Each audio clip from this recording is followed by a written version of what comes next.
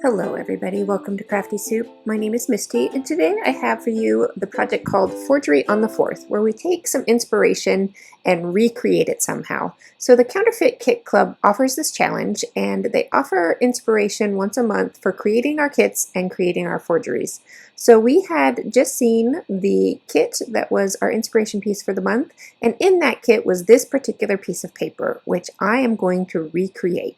I am starting off this recreation with a sheet of Vicky Bouton Foundations mixed media paper. It's a very heavy duty paper. It has some kind of slight coating on it, and that helps it be a little more water resistant so it can take heavier mediums. I sometimes use this paper for watercoloring, although I don't find it works as well as watercolor paper. And watercoloring is my favorite paint medium. However, today I am going to bust out some acrylic paint. I really don't do this very often, and so I'm giving myself a challenge. Now, this paper is in a perforated paper pad, and as you can see, the little nubbies are left over when you pull it out. That bugs me, so I just give it a tiny slice and get rid of those little nubbies, and then I can move forward with my project. Now the inspiration piece has a color palette that I shifted away from a tiny bit when I created my kit this month. Instead of using pops of orange, I'm using pops of red, and then some of my pieces have a little bit of pink going on in them, so I want to be sure to include those colors in there instead of the orange that is in the inspiration piece. I pull out my, this is just a bin of cheap acrylic paints, those like the dollar tubes of paint from the craft store. And they're well used, they are half empty, and so I have repeat colors in there of bottles that are partially used. So I'm going to pull out colors that are going to work with my color palette. Now my kit relies largely on greens and blues, and then like I mentioned here, I've got a little bit of red going on and then tiny bits of pink going on, so I'm going to add those in there. And in the end, I thought I wasn't going to use any orange, but then I realized I had this other sheet of pattern paper in my kit that actually does have some orange. So to make that paper stretch as far as possible, I can go ahead and throw in some orange to this. It's my project. I get to do what I want. So there we go. I've got all of my colors selected for this piece. I'm going to put these all upside down on my table so that they are ready to go when I get to work. And then I pull out a sheet of plastic, just a piece of packaging that would be trash, and this is going to become my paint palette. And I also have some white paint and some black paint so that I can shift the shades of these colors to lighter and darker color tones so that I can get more variety. And as you can see here, I am just creating myself a palette in the color order that I'm going to paint. And I didn't have quite enough room for the red, so I squeezed it in there. And then I have just a cheapy paintbrush, and this is a pretty stiff bristled paintbrush, and that's going to leave more paint strokes in my project.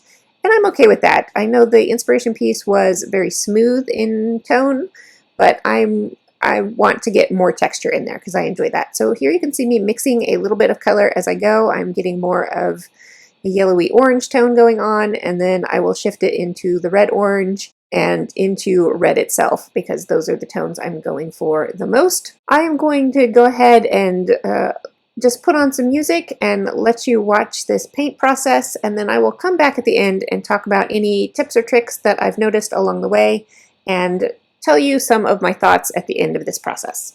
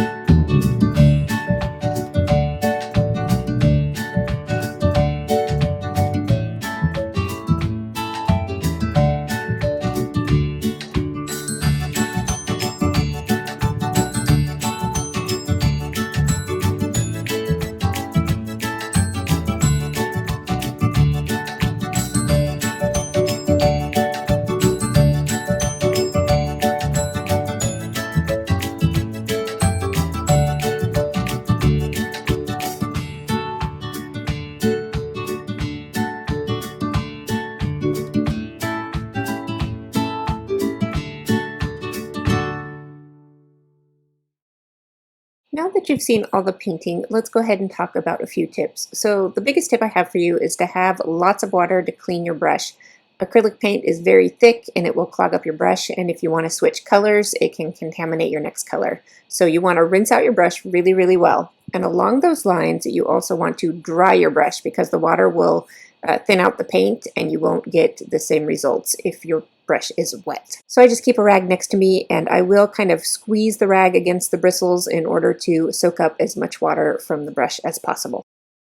The next tip I have for you is that if you're painting wet paint right over your previous wet paint, you will get some mixing going on. So I slow that process down a little bit by working on opposite sides of my paper so it has just a little bit of time to dry. Of course, your results will vary depending on how thick your paint is, whether or not it will be able to dry in between brush strokes. And we're going to go ahead and talk just a little bit more about paint mixing issues. So when I'm mixing colors, I actually am not thoroughly mixing my paint. So here you can see me, I'm mixing some white with some pink to get a much lighter shade of pink. And if I don't thoroughly mix it, my brush will have higher concentrations of white and higher concentrations of pink.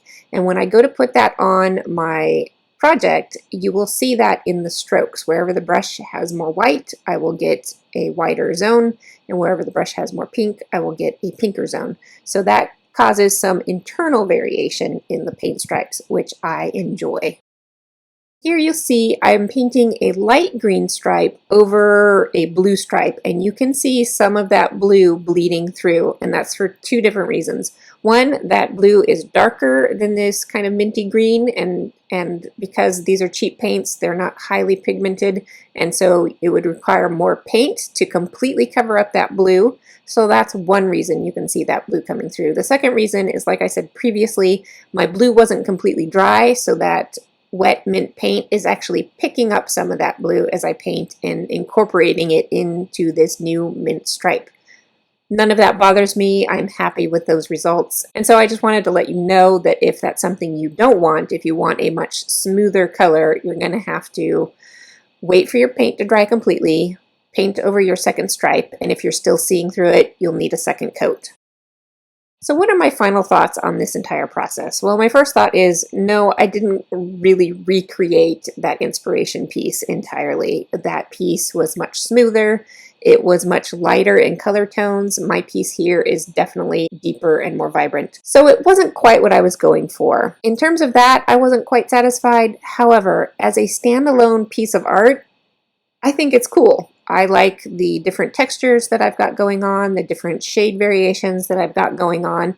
It just wasn't quite what I intended. However, I did learn things, and that's part of the process of art, is you do and you experience and you learn and you shift and adjust for next time. So I may go ahead and try this process again, knowing some of these things. Like, I would mix a lot of white into all of my colors before even starting painting to help tone down that vibrancy. So did anything in this video inspire you, help you, give you some tips? Let me know in the comments below. I'd love to hear your thoughts.